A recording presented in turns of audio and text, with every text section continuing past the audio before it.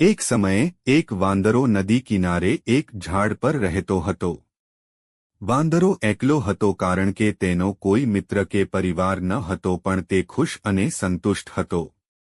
ઝાડે તેને ખાવા માટે પુષ્કળ મીઠા જાંબુનું ફળ આપ્યું હતું. તેને સૂર્યથી છાંયો અને વરસાદથી આશ્રય પણ આપ્યો હતો. એક દિવસ એક મગર નદીમાં તરી રહ્યો હતો. તે વાંદરાના ઝાડ નીચે આરામ કરવા કિનારે આવ્યો. હેલો વાંદરાને બોલાવ્યો, જે મૈત્રીપૂર્ણ પ્રાણી હતો. હેલો, મગર આશ્ચર્યથી જવાબ આપ્યો. તમને ખબર છે કે મને ખાવાનું ક્યાંથી મળશે? તેણે પૂછ્યું. મેં આખો દિવસ કંઈ ખાધું નથી અને હું ભૂખ્યો છું. હવે તમે વિચારતા હશો કે મગર વાંદરાને ખાવા માંગતો હશે, પરંતુ આ ખૂબ જ દયાળુ અને નમ્ર મગર હતો અને તેના મનમાં આ વિચાર ક્યારે આવ્યો ન હતો. મારા ઝાડ પર ઘણા ફળ છે. શું તમે થોડા ચાખવા માંગો છો? વાંદરાએ કહ્યું, જે પણ ખૂબ જ દયાળુ હતો. તેણે જાંબુના કેટલાક ફળ મગર તરફ નીચે ફેંકી દીધા. મગર એટલો ભૂખ્યો હતો કે તેણે બધા જાંબુ ખાઈ લીધા. જો કે મગર સામાન્ય રીતે ફળ ખાતા નથી. તેને ખાટામીઠા ફળ ખૂબ ગમતા અને ગુલાબી ગરને લીધે તેની જીભ જાંબલી થઈ ગઈ. જ્યારે તમને વધુ ફળ જોઈએ ત્યારે પાછા આવજો, વાંદરાએ કહ્યું, જ્યારે મગર તેને જોઈતું બધું ખાઈ ગયો. ટૂંક સમયમાં મગર દરરોજ વાંદરાની મુલાકાત લેતો થઈ ગયો હતો. બંને પ્રાણીઓ સારા મિત્રો બની ગયા. તેઓ વાતો કરતા, એકબીજાને વાર્તાઓ સંભળાવતા અને સાથે ઘણા બધા મીઠા જાંબુ ખાતા. એક દિવસ મગરે વાંદરાને તેની પત્ની અને પરિવાર વિશે કહ્યું. આજે જ્યારે તમે પાછા જાવ ત્યારે કૃપા કરીને તમારી પત્ની માટે પણ ફળ લઈ જાવ, વાંદરાએ કહ્યું. મગરની પત્નીને જાંબુ પસંદ હતા. તેણીએ આટલું મીઠું કંઈ પણ આ પહેલાં ક્યારે ખાધું ન હતું, પણ તેણી તેના પતિ જેટલી દયાળુ અને નમ્ર ન હતી.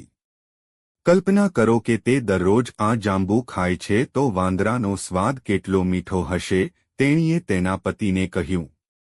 દયાળુ મગરે તેની પત્નીને સમજાવવાનો પ્રયાસ કર્યો કે તે વાંદરાને ખાઈ શકે તેમ નથી. તે મારો શ્રેષ્ઠ મિત્ર છે, તેણે કહ્યું. મગરની લુચ્ચી પત્ની સાંભળતી નથી. તેણી જે ઈચ્છે છે તે તેણીના પતિને કરવા માટે તેણીએ બીમાર હોવાનો ડોળ કર્યો. હું મરી રહી છું અને માત્ર એક મીઠા વાંદરાનું હૃદય જ મને સારું કરી શકે છે, તેણીએ તેના પતિને રડતા કહ્યું.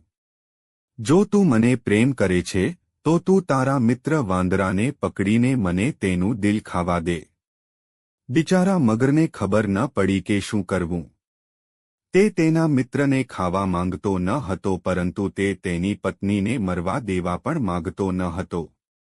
અંતે તેણે નક્કી કર્યું કે તેણે શું કરવું જોઈએ અને આગામી વખતે જ્યારે તે વાંદરાની મુલાકાતે ગયો ત્યારે તેણે તેને તેની પત્નીને મળવા આવવા કહ્યું, કારણ કે તે સુંદર જાંબુ ફળ માટે રૂબરૂ તેનો આભાર માનવા માંગતી હતી.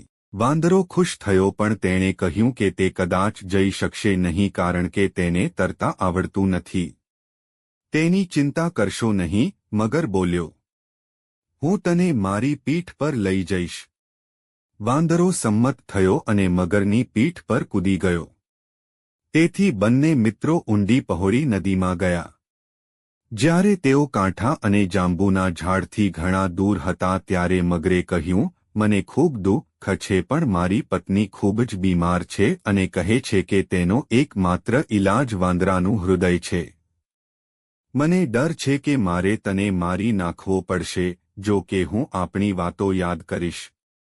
વાંદરાએ ઝડપથી વિચાર્યું અને કહ્યું, પ્રિય મિત્ર, તમારી પત્નીની માંદગી વિશે સાંભળીને મને ખૂબ જ દુઃખ થયું છે. મને ખુશી છે કે હું તેને મદદ કરી શકીશ, પણ મેં મારું હૃદય પાછળ જાંબુના ઝાડ પર છોડી દીધું છે. શું તમને લાગે છે કે આપણે પાછા જઈ શકીએ જેથી હું તેને લઈ શકું? મગર વાંદરાની વાત માની ગયો. તે પાછો વળ્યો અને ઝડપથી તરીને જાંબુના ઝાડ પાસે ગયો. વાંદરો તેની પીઠ પરથી કૂદી ગયો અને તેના ઝાડની સલામતી પર ચઢી ગયો. મને લાગ્યું કે તમે મારા મિત્ર છો, તેણે કહ્યું, શું તમે નથી જાણતા કે આપણું હૃદય આપણી અંદર હોય છે? હું ફરી ક્યારે તમારા પર વિશ્વાસ કરીશ નહીં કે તમને મારા ઝાડમાંથી ફળ આપીશ નહીં.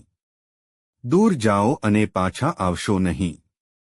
મગર મૂર્ખ બન્યો. તેણે એક મિત્ર અને સારા મીઠા ફળોનો પુરવઠો ગુમાવ્યો હતો. વાંદરાએ પોતાની જાતને બચાવી લીધી હતી કારણ કે તેણે ઝડપથી વિચાર કર્યો હતો. તે દિવસથી તેણે ફરી ક્યારે મગર પર વિશ્વાસ કર્યો નહીં.